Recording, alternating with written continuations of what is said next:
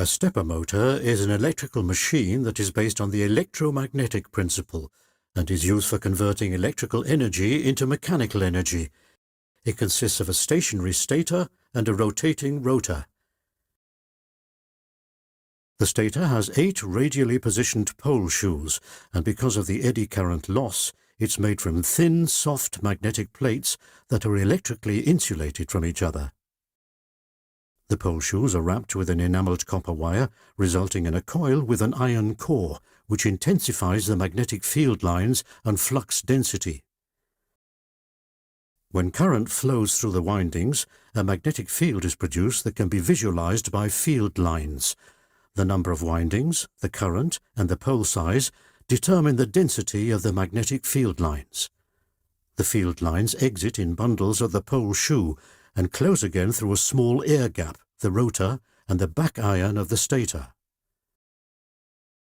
When current flows, the windings generate a magnetic field with a strong north and south pole, which is determined by the right-hand rule. If the direction of the current in the winding changes, the polarity of the electromagnets is reversed. By switching, or turning on or off the power supply of the winding or coil pairs that are perpendicular to one another, the start can be controlled, and an alternating or rotating magnetic field can be produced. If a 4-pole permanent magnet is used as a rotor, there will be continuous attraction or repulsion between the stator and the rotor. However, with a 4-phase stator field and a 4-pole rotor, only a relatively low step resolution of 22.5 degrees will be achieved. To increase the number of poles on the rotor, thin, soft magnetic plates are applied to a permanent magnet with axial pole alignment. Through this intensification of the magnetic field, the plates themselves become a magnet with a strong north and south pole. The 2 rotor shells are then turned by half a toothpitch and trigger a polarity change in the stator. Now the rotor has 50 pole pairs with a pole pitch of 7.2 degrees. The stator design remains roughly the same, but the pole shoes have 6 teeth, each to achieve a lining of the magnetic field lines at the tooth tips. With its 8 pole shoes, the stator has 48 teeth, 2 fewer than the rotor. The combination of the relatively simple permanent magnets with axial magnetization and the additional pole shoe teeth represent the birth of the first hybrid stepper motor.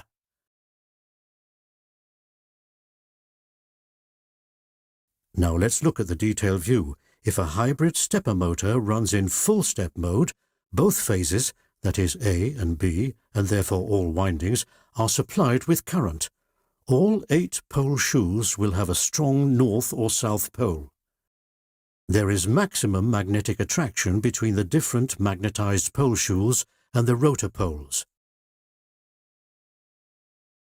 By contrast, the forces of attraction and repulsion between the evenly magnetized pole shoes and the rotor poles are almost equal. The winding is energized in accordance with the phase model in 4 electrical steps, from the initial position of 0 degrees through 90 to 360 degrees.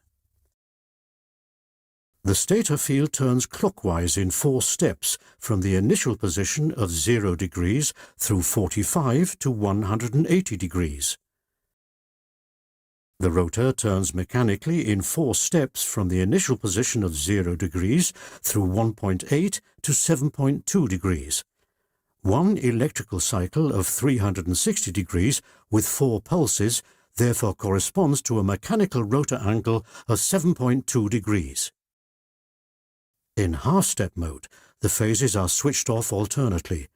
There is maximum magnetic attraction in each energized phase.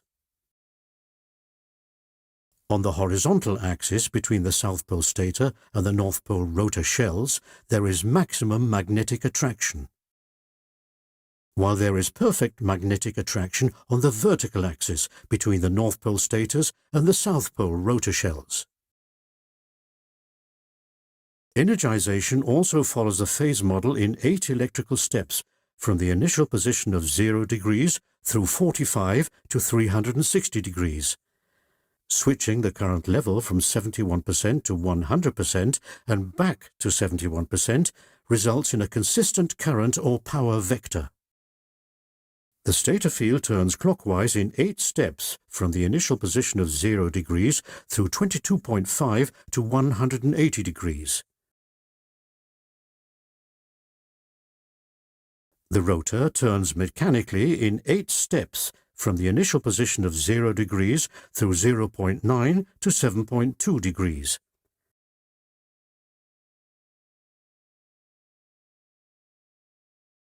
In microstep mode, the two-phase currents are similar to a sine curve.